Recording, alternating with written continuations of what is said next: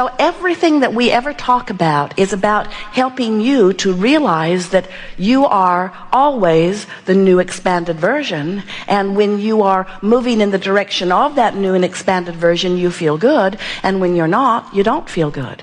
In other words, allowing who you are to be or resisting who you are to be, letting yourself be the expanded version of you or holding back from it in some way. And you know, every emotion you feel, every single one, whether you call it joy, whether you call it despair, whether you call it hope, whether you call it doubt, whether you call it love, whether you call it hate, every emotion that you or anybody else feels is about your closing the gap between who you are or you're widening the gap between who you are.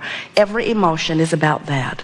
What a wonderful guidance system you were born with, because your guidance is letting you know in every moment whether you're keeping up with you. Nowadays, most of you have navigational systems in your vehicles. Jerry and Esther have 4 different kinds now. And all of them operate on the same premise, where the system knows where they are and they program their desired destination in, and then the system gives them a visual and verbal description of how to get from where they are to where they desire to be. The system never says to them, "Where have you been? What took you so long? Why are you there?" Never once have any of them said to Jerry and Esther, "You asked yesterday and you didn't follow our advice, so we're not giving you any more."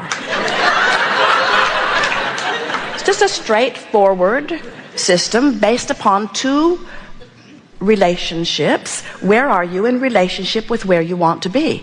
And we want you to understand that your guidance system is so much the same in that it has 2 vibrational relationships. Where am I right now, by virtue of what I'm giving my attention to and by what drum I'm beating? Where am I in relationship to who I have become?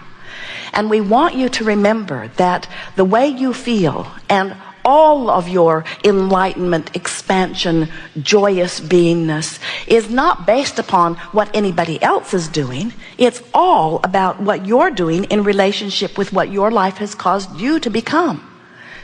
And so you have the power to come into alignment with who you are, no matter what, unconditionally.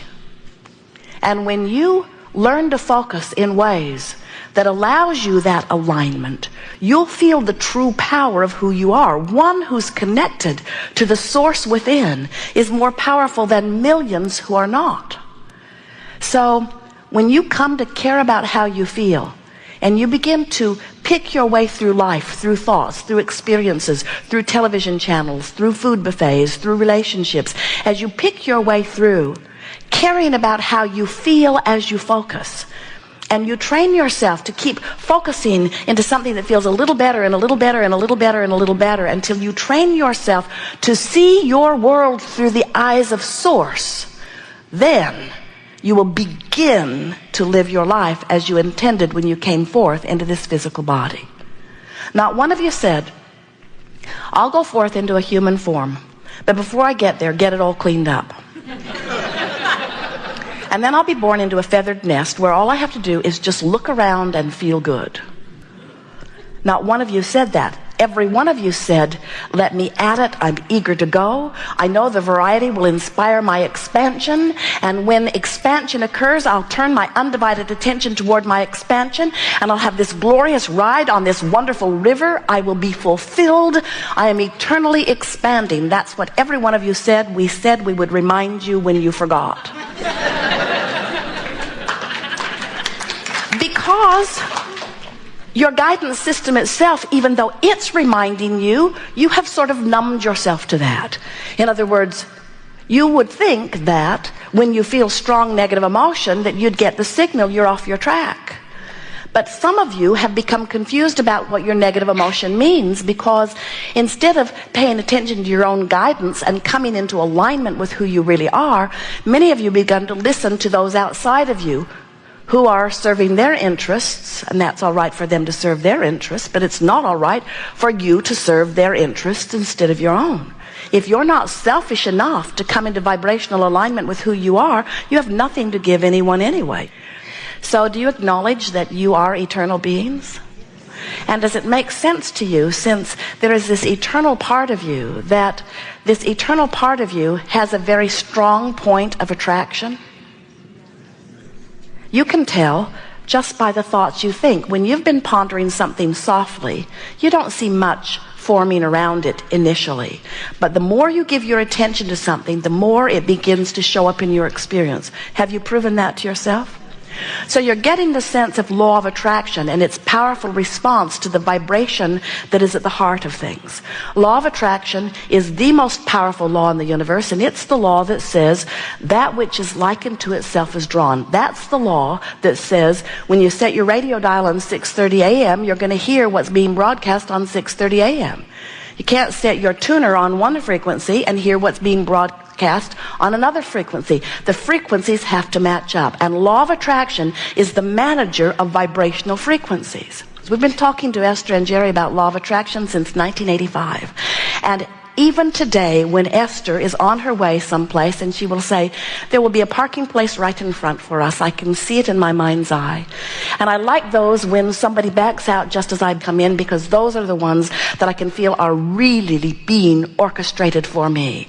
And never, ever, ever does she pull in there and feel that car pulling out that she isn't thrilled with the power of law of attraction.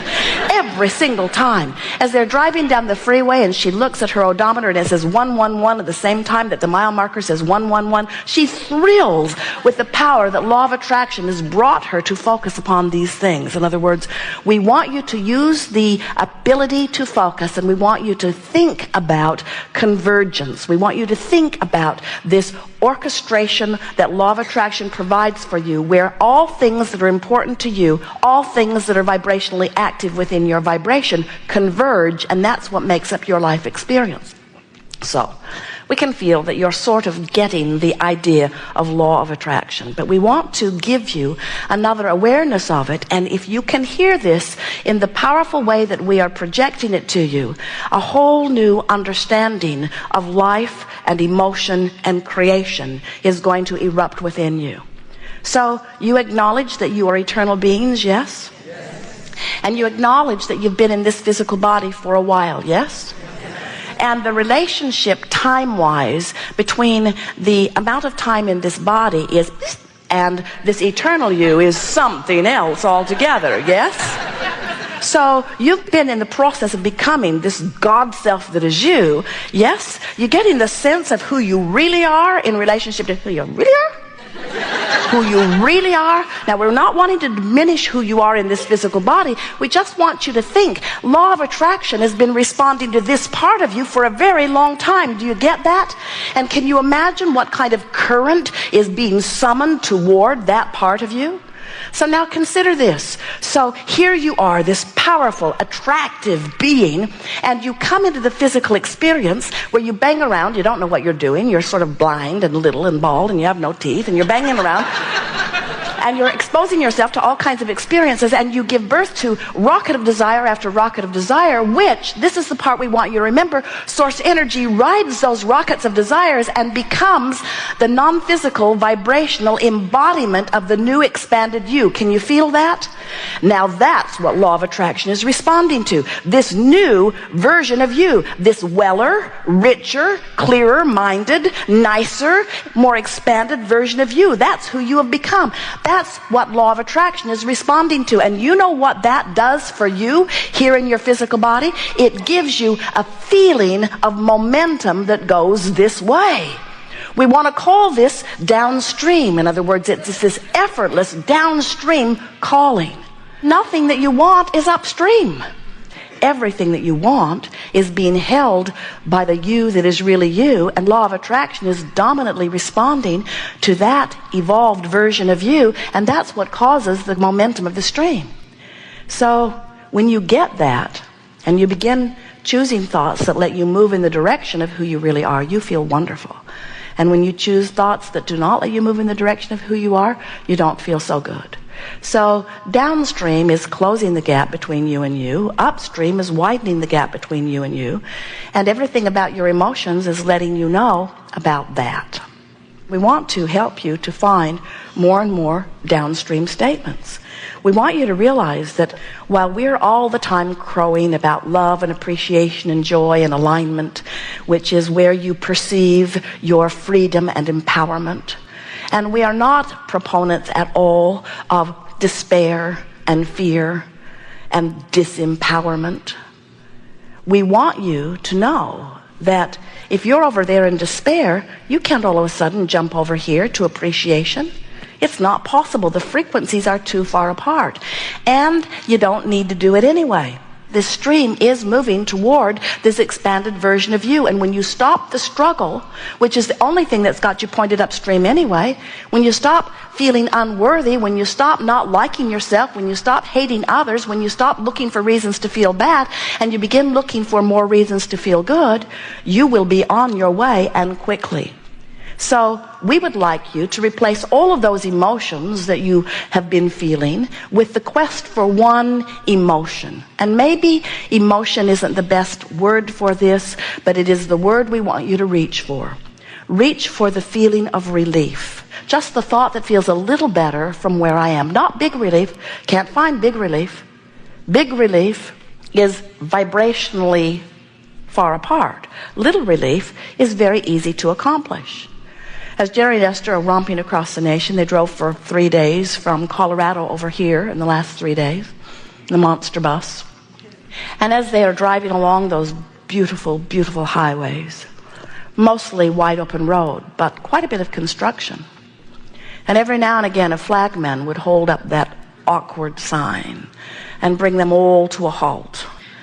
And it's so annoying to have been wailing along at 80 miles an hour.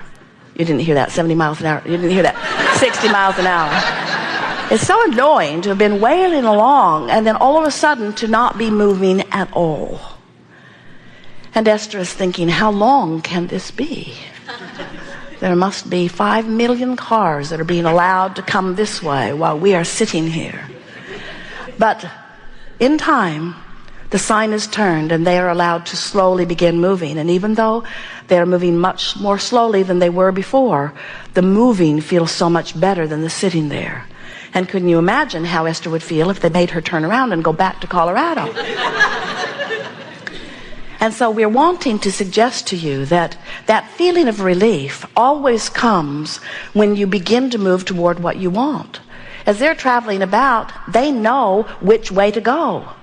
San Diego is west of Phoenix, 400 miles. Point that way and keep going and you're going to get there. They never get out there in the desert and feel discouraged, so much so that they get disoriented and lose their way and spin around in the desert or go back to Phoenix. Phoenix, Yuma, Phoenix, Yuma, Phoenix, Yuma, Phoenix, Yuma, Phoenix, Yuma, and then announce to the world, San Diego is an impossible dream. Or San Diego is incurable. You make those ridiculous statements all the time as humans. You call things that are possible not possible. You call things that are absolutely recoverable as incurable. And the reason you do it is because you haven't figured out how to quantify your journey. So you go this way, this way, this way, this way, this way, this way, this way, when what you want's over here. And you say, I'm so tired. Do you know how long I've been working? Do you know how many miles I've driven? Do you know how many miles I've walked? Do you know how many things I've tried? And we say, have you tried just going in the same direction for a while instead of back and forth and back and forth? You've got to figure out how to quantify your journeys. You've got to figure out where what you want is downstream, and you've got to figure out how to keep moving consistently in the direction of what you want. And we're here to tell you that the way you quantify your journey is by using your guidance system, which is in your belly, which is in your gut, which says if it feels a little better, you're moving in the direction of what you want. If it feels a little worse, you've taken a detour in the opposite direction. And we so want you to understand that you can trust this guidance, because we know so clearly that as your life caused you to become something more, the source energy within you stands there as the already having become of it and calls you never-endedly toward it. And when you go, you feel great, and when you don't, you don't. So, when you don't feel good, do you know what it means? It means your life has caused you to become something that you are right now not letting yourself become. You are such a lover, and when you find reason to criticize someone, do you know that the reason it feels so rotten is because you're not being who you really are?